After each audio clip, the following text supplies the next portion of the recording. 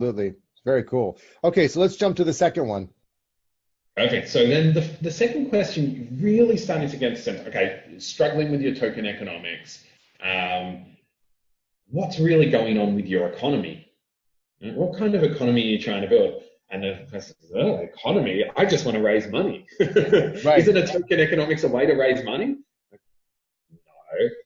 Unfortunately, the thing that you birthed into existence when you were thinking about fundraising actually is then the currency that powers your economy as you're building your product or your service or your platform. Right. So really need to be starting to think about your economy now. Now, you're not going to know how everything's going to work, but it's a pretty good start to say, okay, who are the users in my economy? Yep. And that becomes the second question.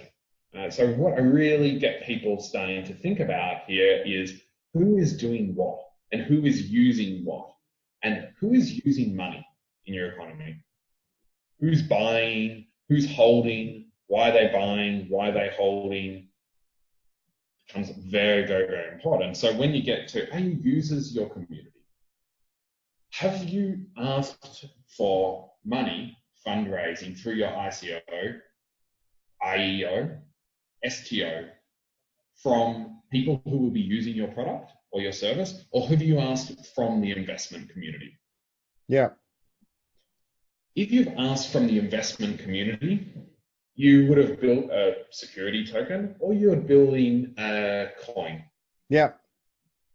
Whereas if you're asking for money from your community, what you're saying is you want to use what I'm building and you're prepared to take the risk, a bit more like a Kickstarter. You're prepared to take the risk to purchase now with probably some kind of benefit because you're purchasing most likely a discounted cost.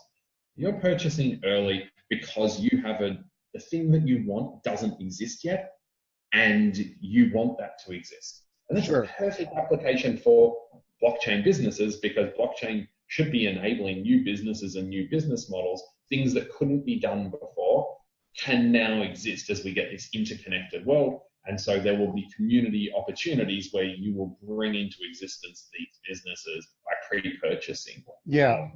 pre-purchasing currency in those businesses. Yeah.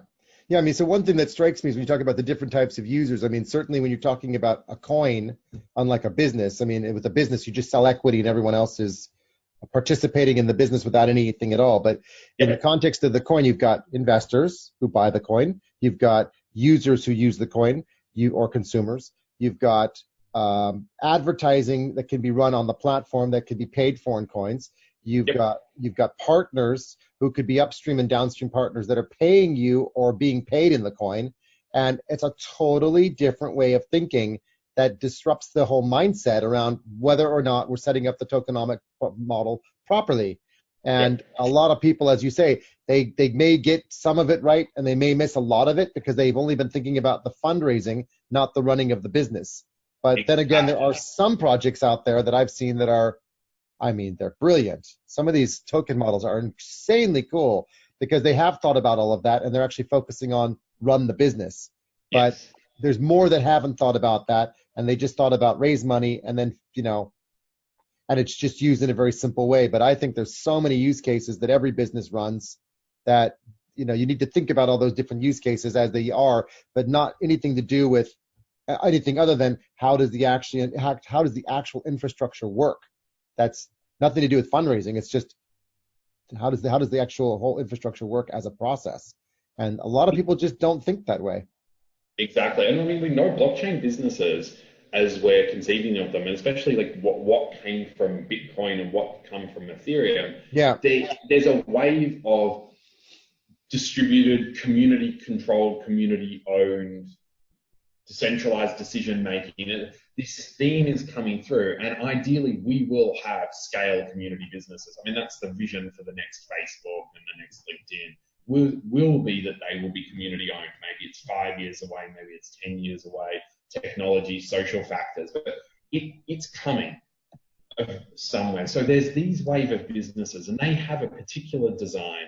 So Because you if you say, wait, so just go roll back for a second because that was rather interesting. Community controlled. So let's talk about what do we mean by that? So Facebook's a publicly traded company. All the shares are in equity. It's controlled by the majority of people who have lots of money. And the rest of us, well, we get a few shares and we get to make a bit of money by the shares going up and down. How does it shift from that sort of money controlled mechanism into a community or consensus driven mechanism? If we use Facebook as an example. Yeah, perfect. Put you on the spot. Example. No, it's absolutely fine. So, thank you. Great question. There's a couple of aspects of it. I'm going to steer away from the governance and decision-making aspect for now, because in my mind, governance becomes an unhelpful catch-all for all sorts of decisions that need to be made. Yeah, it goes too far. We don't know where the boundaries are on that yet, for sure. Yeah. Exactly. So let's say that proper peer-to-peer computing with money layered on top of it allows us to do edge economics in a way that we've never been able to before. Sure. So technology allowed us to scale and create network effects to connect users everywhere, billions of users everywhere, and we get a Facebook. But our economic system wasn't growing at the same speed. And so technology, network effects, aggregates, economic system, only way of doing it is centralizing. And so you get people creating for free, effectively, and then value is centralized, and then investors can receive benefit from that because that's a model that we've known for a century or more. Where I see community-controlled distributed networks going is that the network supports transactions between peers. Mm-hmm.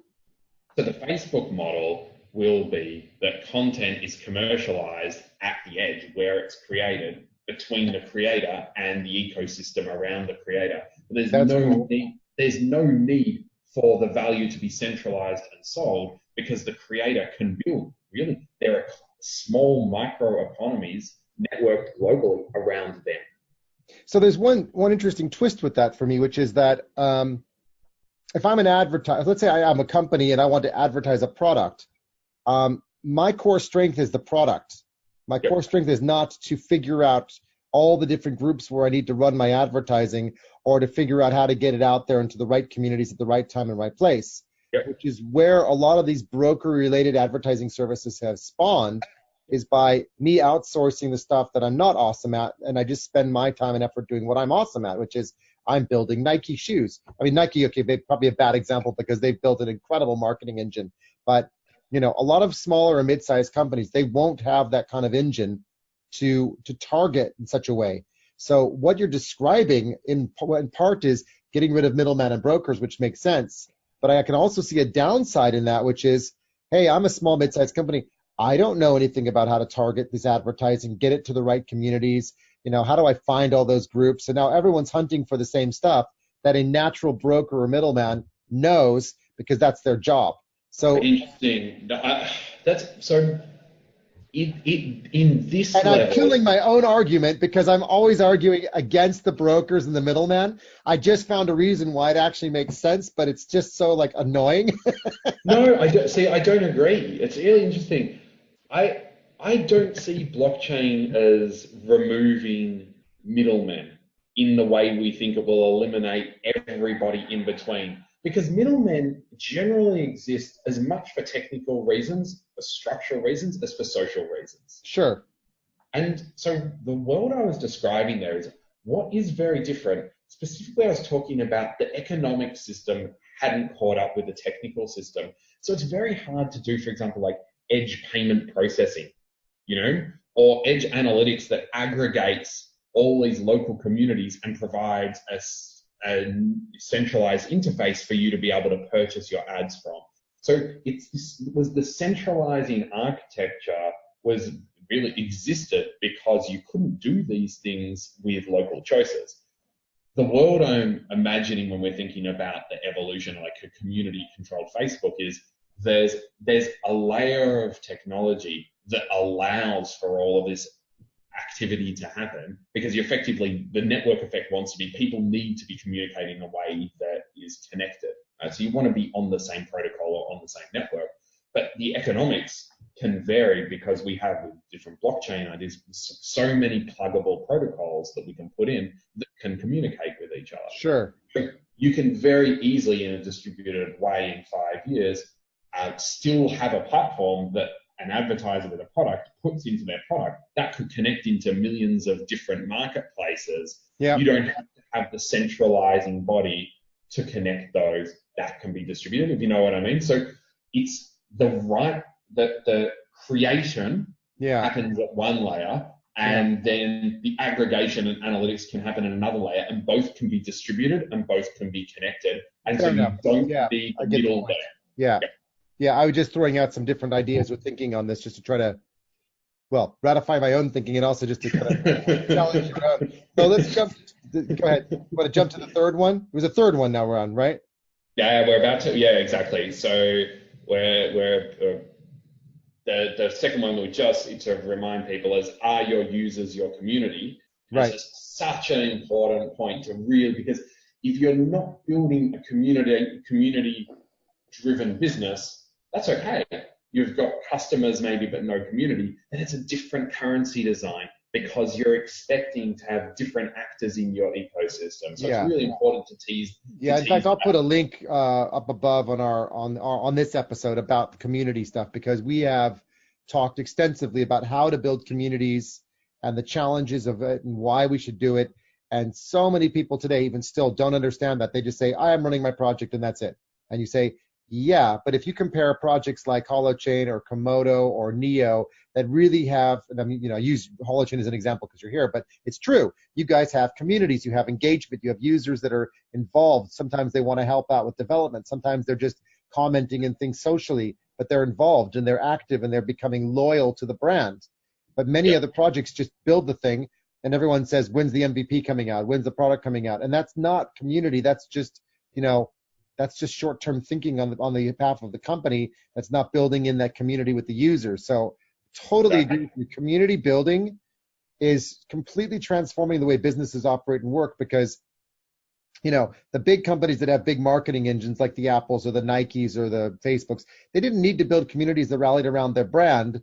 They just built products for people, and we liked the products, and that's great, and that created loyalty too. But this mega shift that we're seeing in society, I think, is also about communities or loyalty around the brand of the company, where you're actually connecting to the company on its values, but also because you can engage and talk to people and contribute. Whereas, you know, how many people do you know that can contribute to Apple's future direction? And the answer is probably nobody. And, you know, I mean, do you have a Telegram channel for Apple? No. Do you have a Twitter account where you can actually engage with them? Probably not. Does, you know, do the leaders of, the only example I could think of would actually be Tesla, right? So that's where Elon Musk is different from everyone else, because he's on Twitter having conversations with people. He gets it. He's really involved and engaged, and people are always excited when he responds to their comments, but he responds to tons of people. But he's probably one of the few, you know, industry leaders who's actually realized he needs to get out there and start talking to people to build communities and get people to rally around him. Whereas, you know, I'd love to see Tim Cook get out there and start doing the same thing.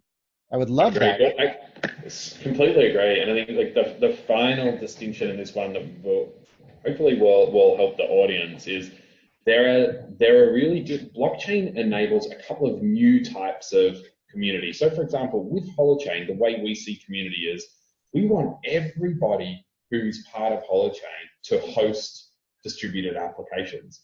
So our community are our hosts. So we're trying to build a business for the community so we can all host the distributed internet. That's one layer of community, and that there are other businesses like that. When you think of IoT businesses, the agent, you're interconnecting a whole bunch of devices. In fact, your agents or your devices are your community. When you have like Binance, where it's amazing community building like you just described, and by holding the coin or transacting in the coin, you receive value. But your community is not, the value is a secondary value. So you're not building a distributed network of Binanceans. Right. You're enabling Binanceans to profit from or benefit from holding the token by participating in a centralized thing like an exchange by moving my money. There's these two layers of community, and again, it takes often people a little while to really get this, but they are two